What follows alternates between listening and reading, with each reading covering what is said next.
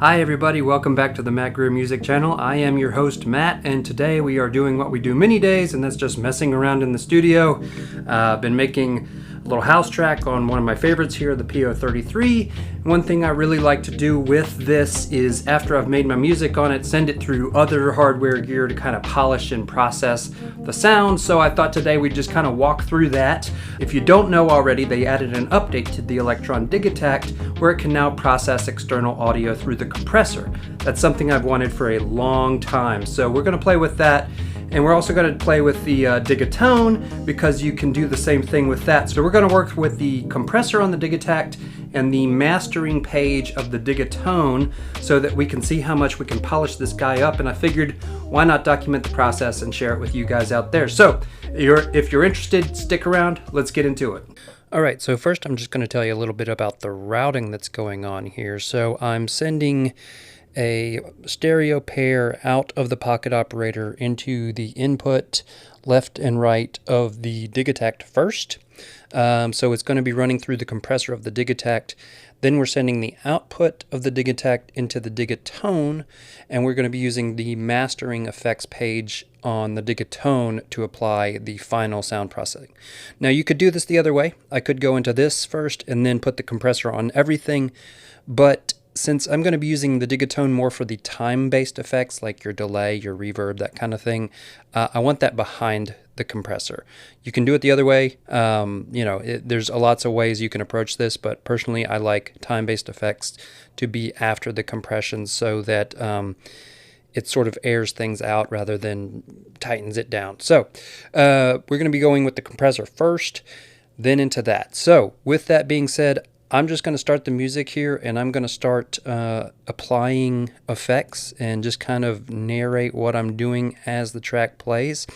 This is not just a static loop. This is a whole song. So you'll hear it change as it goes throughout. So let's go ahead and get started here. All right. So first things first, I'm going to try to dial in the compressor here. Alright, and I can see the meter there, it's picking it up. I'm going to bring the threshold up a bit.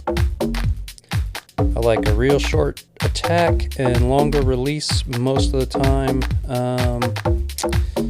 Ratio is probably okay. Now let's put some compression on it.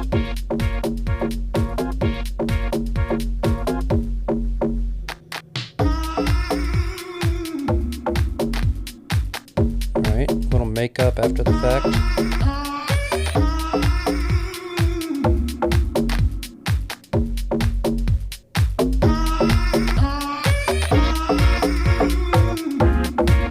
Okay, pretty happy with that. All right, I'm okay with that for now. I may change it a little bit, but let's see. Now I'm going to move over to the mastering page here on this guy, on the Digitone. Let's see, I'm going to start it over. Got to get into the meat of the song a little bit here. Alright, I'm going to start by widening the stereo field.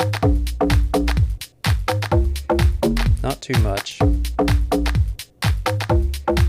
going to take this down just a little bit. Sounding a little hot. Alright.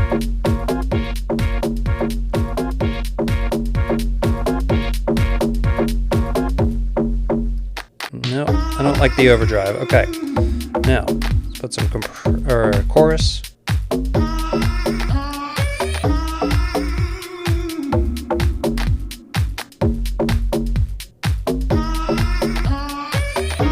Nice.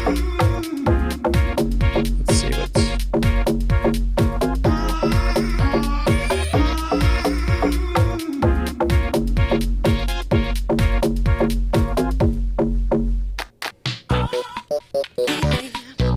Alright, I'm going to adjust the filter on the reverb. So really only want the higher frequencies coming through. Let's go back.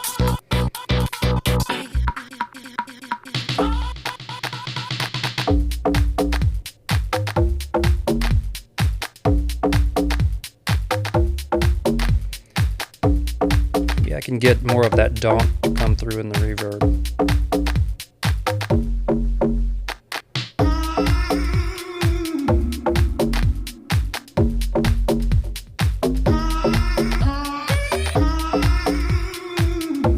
Put on the ping pong. Let's mess with the filter on this guy.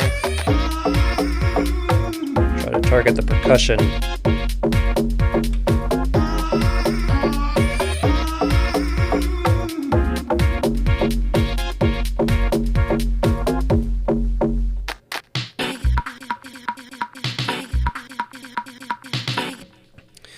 And I pretty much just keep tweaking until I'm happy with it. But that's pretty much my process for processing external gear, in this case the PO33, through the compressor of my Digitakt and the mastering page of the Digitone. So with that, I'm just going to kind of finish this video with the complete track here at the end.